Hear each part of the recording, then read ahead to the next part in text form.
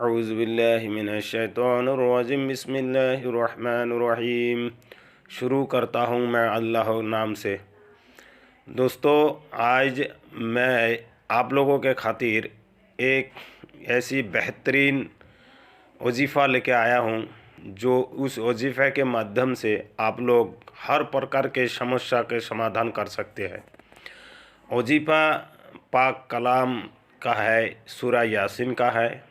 तो उम्मीद है कि जो भी भाई ये वजीफ़ा करेंगे तो वो पाक साफ़ होकर ही करेंगे, बिना वज़ू व बिना नहाए धोए बिना पाक साफ़ में ये अमल ना करें, क्योंकि इससे हुर्बत होता है, कुरानों की बेइज्जती होती है।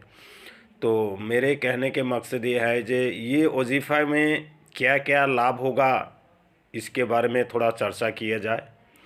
सर्वप्रथम ये जो वजीफ़ा है ये किसी भी परेशानी हो, जैसे कि कोई अपने घर से गुमशुदा है उनके लिए आप करना चाहे तो उनके लिए भी आप कर सकते हैं। जैसे कि आपके कोई दुश्मन है पीठ पीछे, आपको मालूम नहीं है वो दुश्मन आपके साथ में एक ही प्लेट में खाना खा रहे हैं, मगर आपको मालूम नहीं है जो कौन आपके साथ दुश्मनी कर रहा है, इसके बारे में भी आपको जानकारी मालूमात हो जाएगा। जब आप ये वजीफ़ा पढ़ के आप सो जाएंगे, अल्लाह के हुक्म से अल्लाह के फ़रिश्ता आपको ख्वाब में मालूमात कर देगा, यहाँ तक कि उस इंसान की तस्वीर भी आपको दिखा देगा, आगाह कर देगा, ए मेरे बंदे आगाह हो जा, तुम्हारे दुश्मन तुम्हारे आस्तीन के सांप तुम्हारे पीछे है, तुम्हारी प्लेट में खा रहा है, बेकायदा तुम्हारी फ़ोटो टीवी स्क्रीन की तरह दिखाई देगा। ये आजमाया हुआ है, कुरानों की आयत की वजीफ़ा है।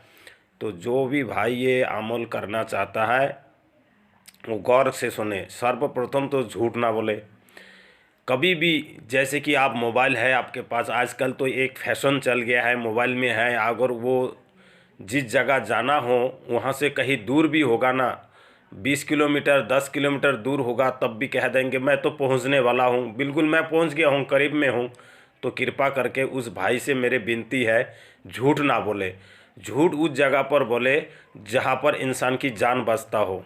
कभी कई मुसीबत में अगर आपको झूठ बोलना पड़ा और उस इंसान की जान बच जाता है तो अल्लाह आपको एक शहीद होने की दर्जा की सवाब अता फरमाएगा। जैसे कि एक इंसान शहीद हो गया तो उनकी बराबर के सवाब आपको मिलेगा। लेकिन वो जो झूठ आपने बोला, उस झूठ को बोला उस इंसान की जान बचाने के खातिर, अशराफुल मखलूक़ात के जान बचाने के खातिर आपने जो बोला है, इसकी बदौलत है। लेकिन झूठ हम तो ऐसे एक वेबसाइट खोल बैठे, यूट्यूब की तरह एक वेबसाइट खोल बैठे हम लोग झूठ बोलने की। तो भैया जिस तरीके से हम झूठ बोलेंगे तो कभी हमारे अमल काम में आ सकता है, आप गौर करिए, कभी नहीं आ सकता है।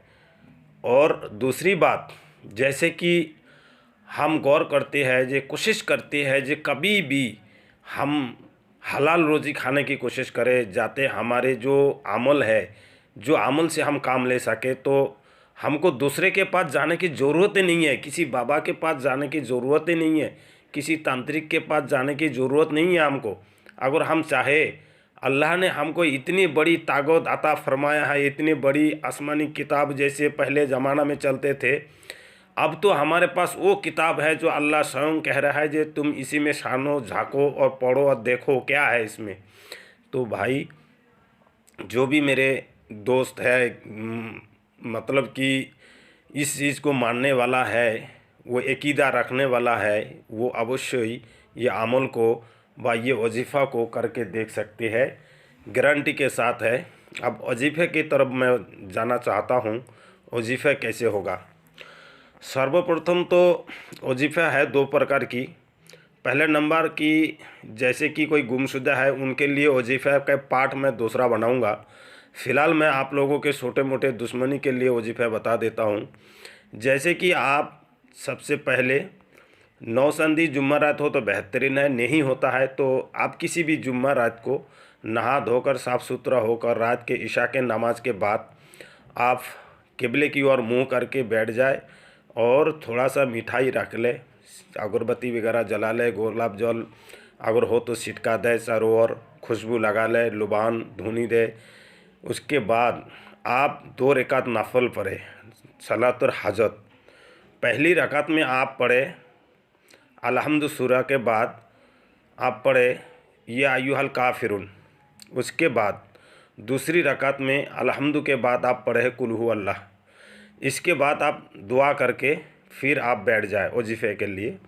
वजीफ़ा इस तरीके का है कि आप सबसे पहले सूरह यासीन को कुरान शरीफ में पारा में जाए, 29वें पारा में है, खोलने के बाद आप शुरुआत करें कुरान शरीफ को शुरू को पढ़ते हुए पहली मुबीन तक जाए, फिर वहाँ से वापसी लौट के शुरू में आ जाए, फिर दोबारा से आप दूसरे मुबीन पार करते हुए तीसरी मुबीन में जाए, फिर लौट के आप जो है पहली मुबीन में आ जाए, फिर पहली मुबीन से आप फिर शुरुआत करते हुए चौथी मुबीन में जाए, फिर आप लौट के आ जाए वापसी। जब आप इसी तरीके से दोहराते हुए 7 मुबीन में जाओगे तो आपको अमल पूरा हो जाएगा। लेकिन आपको करना क्या है, जब आप पहले मुबीन में जाए तो पहले मुबीन में जाने के बाद आप कुरान को थोड़ी देर के लिए बंद करके उसमें निशान रख दें और बंद करके सजदा में जाए।